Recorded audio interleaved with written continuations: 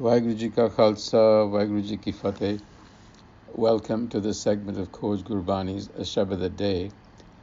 The recitation is from Sri Rag Ki War, Salok Mahalla Tija. Pandit Padh Padh Ucha Kukda, Maya Moh Pyar, Antar Brahm na Chinei, Man Murkh Gaawar, Duje Pae Jagat Par Bodh da, Na Bujjai Bichar, Birtha Janam Gawaya, Mar Jamme Waro War, Mahalla Tija. जिनी सतगुर सेविया तिनी नाव पाया, बूझो कर विचार, सदा शांत सुख मन वसै, चूकै कूक पुकार। आपे नो आप खाए मन निर्मल होवै, गुर शब्दी विचार, नानक शब्द रते से मुक्त है, कर जियो हेत प्यार। पौड़ी हर की सेवा सफल है, गुरमुख पावे थाए, जिस हर पावे तिस गुर मिले, सो हर नाम ते आए। गुर शब्दी हर पाया, हर पार लंगाए, मन हट किने न पायो, पूछो वेदा जाए। नानक हर की सेवा सो करे, जिस लय हर लाए। Now this pori elaborates the theme of the previous pori that we just considered yesterday, namely the ineffectiveness of external activities to achieve self-realization. And the audience, or the target here, obviously, is the Pandit. We have to remember that the Pandit is being targeted because their role in Indian society has always remained very prominent, and they exert a great deal of power. They are self-appointed, if you will, intermediaries between an individual and his or her salvation. And the centerpiece of the Pandit's activity is the recitation of Vedic scriptures, chanting of mantras believed to bring redemption. Now, you can see that that is in contrast to what Gurmat is saying. Gurmat views chanting of mantras, reading of scripture, especially when somebody else is doing it for you, as futile activities in themselves. Indeed, spending one's time in such activities is actually seen as a waste of life. Birtha janam gavaya, mar jamme varo var. You keep repeating yourself every day. Mar jamme varo var. And of course, this can be extended across lifetimes, but repetition doesn't get you anything. Simple chanting and birtha janam gavaya, life is wasted. The key, according to Gurmat, is turning inward. Those who do not turn inward to seek their own self with a capital S, the message is clear. Not only are you wasting your life, but you are actually foolish and uninformed. Antar Brahm na chine, man murkh gaawar. So you're foolish, uninformed, blinded, and repeating this over and over again. So the question that could be asked is, should we not be reciting the Guru Granth Sahib Ji? Well, we need to reflect on this. The key here is that recitation and reading by itself, unaccompanied by reflection, meditation, and implementation, is a waste of time. If that's all you're doing, then listening to a Granthi in a Gurdwara is qualitatively no different from listening to the chants of a Pandit. Doing Akhand Paths are indeed what Guruji calls duja pao, egoistic transactions. Namely, I'll do this in return for that. I'll do 10 Akhand Paths, please give me a new car or a house or whatever. We all know this. Our relationship is very transactional. And that is what Duja Pao is. All it does is give us some false comfort and consolation.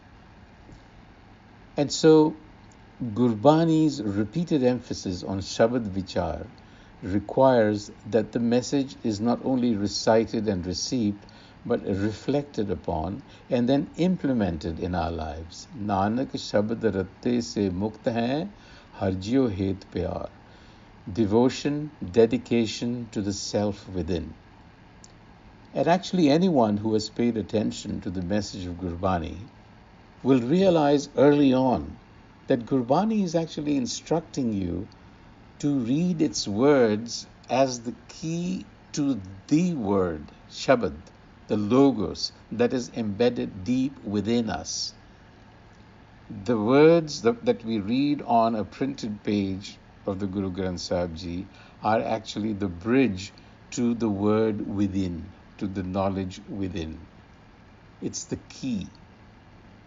So, as Guru Amar Das Ji has also said, Man ki patri vachiye pai.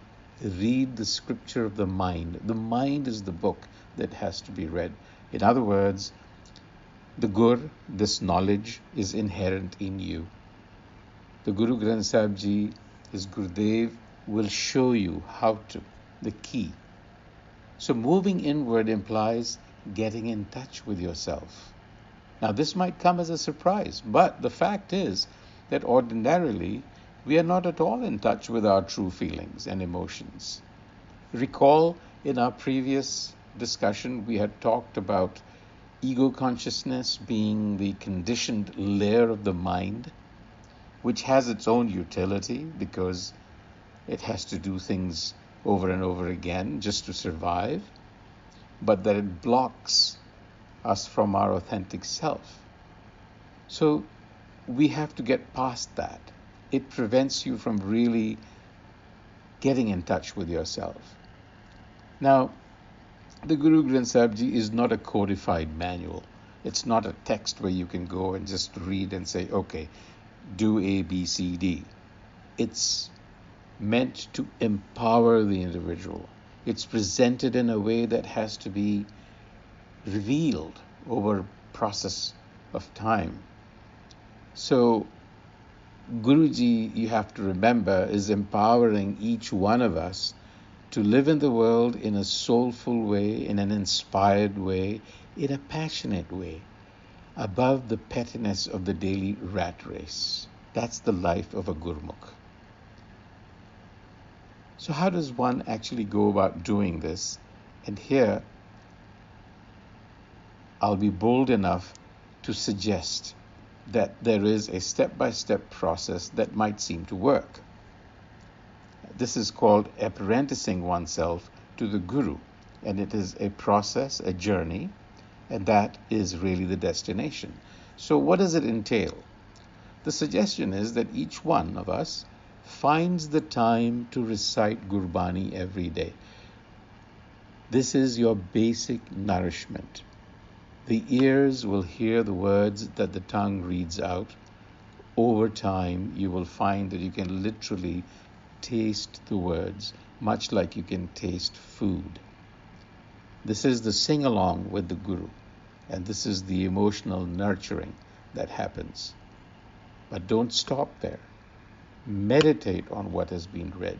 By meditation, one means reflection, vichar, contemplation. Analyze it, question it, try and understand it, get past literal meanings. So this is like chewing on the food that you have eaten, unpacking the philosophical meaning of terms that are not readily apparent. As we said earlier, Gurbani is poetry. It does not readily reveal itself. It requires a good bit of effort. Along with meditation and reflection on what is read, prayer or ardas is a natural extension of these first two components. And please note that prayer is not the standard supplication that we all make for material things, for happiness or health or whatever. We spoke about the transactional nature of our relationship with the self. Abandon that. Prayer or ardas means a dialogue with the self or universal consciousness. And this happens naturally. It happens when the profundity of the Guru Granth Sahib is unveiled through the expansion of one's own vision. You remember reading, reciting, meditating, reflecting. It has the effect of expanding your mind. Your vision also expands. Your consciousness expands. Nadar. And so the entire being just wraps into prayer. It gets into a dialogue with your inner self. And then from that dialogue flows mystical intuition. This is that intuitive awareness, not cognitive knowledge, but wisdom, intuitive awareness that will flow. This is the result. This is when you will touch the depths of your own inner being, the great silence within from which everything is emerging. And you will realize that it's not the result of any activity or effort, but again, this is Nadar with a capital N that places you in this spot. So what this process does at the end of the day is slows you down. We've become addicted to speed and instant gratification. When you commit to a process like this, no matter how brief, it'll teach you patience, it'll teach you surrender, it'll teach you to dissolve your own ego. Ape no aap khaye, man nirmal hove. That is what is meant. The ego will dissolve into the self itself. Gur sabdi vichar. As long as you're engaged in a reflection on the discourse of the Guru. With those thoughts, until the next time, Vaheguru Ji Ka Khalsa, Vaheguru Ji Ki Fateh.